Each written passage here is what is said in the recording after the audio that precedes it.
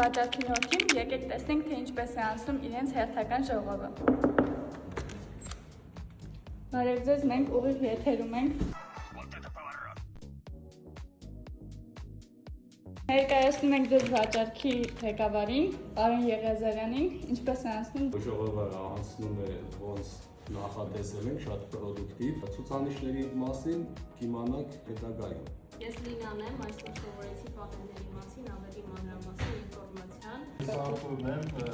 ես բացահայտեցի, որ արևային կայանները շատ ավելին են տալիս մեզ, քան մենք դեռ պատկերացում ունենք։ Մենք